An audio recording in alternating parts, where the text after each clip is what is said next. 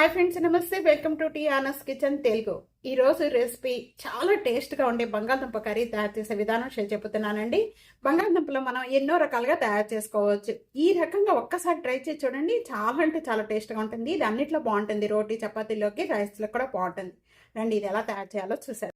వీడియోలోకి వెళ్ళే ముందు ఇప్పటి వరకు కూడా నా ఛానల్ని సబ్స్క్రైబ్ చేయని వాళ్ళు ప్లీజ్ సబ్స్క్రైబ్ చేసుకోండి. కుక్కర్లో 2 విజిల్స్ వచ్చే వరకు ఉడకబెట్టేసేసుకుంటే మంచిగా ఉడికిపోతాయి. ఈ విధంగా ఉడకబెట్టుకున్న బంగాళదుంపని పైన చెక్కి తీసేసుకొని మీడియం సైజ్గా ఈ విధంగా కట్ చేసుకున్న పీసెస్. ఇప్పుడు బంగాళదుంప కర్రీ తయారు చేసుకునే విధానం.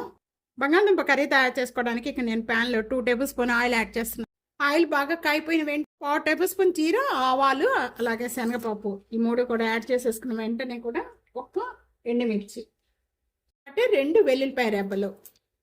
పోపు గింజలు బాగా వేగిపోయినాయండి. వేగిపోయిన వెంటనే కొద్దిగా కరివేపాకు యాడ్ చేస్తున్నాను.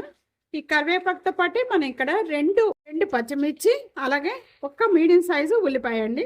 ఈ ఉల్లిపాయ పచ్చి స్మెల్ పోయేంత వరకు కూడా బాగా వేయించుకోవాలి. ఇది రైస్లో బాగుంటుంది, రోటీ, పుల్కాలోకి, వీటన్నిటిలో కూడా బాగుంటుంది. తప్పకుండా ఇదే విధంగా ఒక్కసారి ట్రై చేయండి, చాలా టేస్ట్గా ఉంటుంది. ఆనియన్స్ అనేది కొద్దిగా కలర్ చేంజ్ అయిపోయిన వెంటనే కూడా ఇక్కడ నేను 1 టేబుల్ స్పూన్ సాల్ట్ యాడ్ చేస్తున్నాను. ఉల్లిపాయ ఈ విధంగా మగ్గిపోయిన వెంటనే కూడా 1 టేబుల్ స్పూన్ బంగాళదుంపలు మనం ఎన్ని తీసుకుంటున్నామో దాన్ని బట్టి ఇక్కడ మసాలాలు యాడ్ చేసుకోవాలండి. 1/2 tablespoon ginger garlic paste add చేస్తున్నాను. ఇలా పచ్చి స్మెల్ పోయేంత వరకు కూడా బాగా వేయించుకోవాలి. 1/2 టేబుల్ స్పూన్ పసుపు యాడ్ చేస్తున్నాను.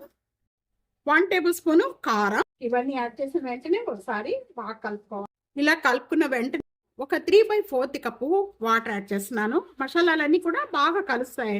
ఉండగానే మీడియం సైజు టమాటా, చిన్న చిన్న పీసెస్ కట్ చేసిన టమాటా, వీటితో పాటు వేసేస్తే టమాటా కూడా బాగా సాఫ్ట్గా అయిపోతుంది. మూత పెట్టేసుకుందాం. ఇంతవరకు కూడా మగ్గించేసుకోవాలి. 1 మినిట్ అయిపోయిన వెంటనే ఇప్పుడు మూత ఓపెన్ చేద్దాము. బంగాళదుంపలు ఉడకబెట్టుకున్న బంగాళదుంపలన్నీ కూడా ఇప్పుడు యాడ్ చేసుకోవాలి. మళ్ళీ ఇవంతా ఒకసారి బాగా కలుపుకుందాం. ఎక్కువ వాటర్ అనేది యాడ్ చేసుకోవద్దు. ఈ విధంగా ఉడుకుతూ ఉండగానే 1 టేబుల్ స్పూన్ అనేది ధనియా పౌడర్ యాడ్ చేసిన వెంటనే కూడా ఇదంతా ఒకసారి బాగా కలిపేసుకుందాము. మంచిగా మసాలా అంతా కూడా బంగాళదుంపలు బాగా పడుతుంది. ఇప్పుడు ఓపెన్ చేద్దామండి. బంగాళదుంప కర్రీ రెడీ అయిపోయింది. స్టవ్ ఆన్ చేసేస్తున్నాను. దించే ముందు కొద్దిగా కొత్తిమీర యాడ్ చేస్తున్నాను.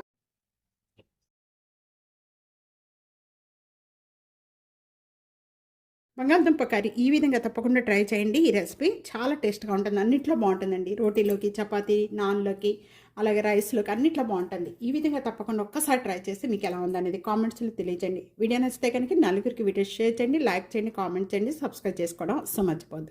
Thank you for watching.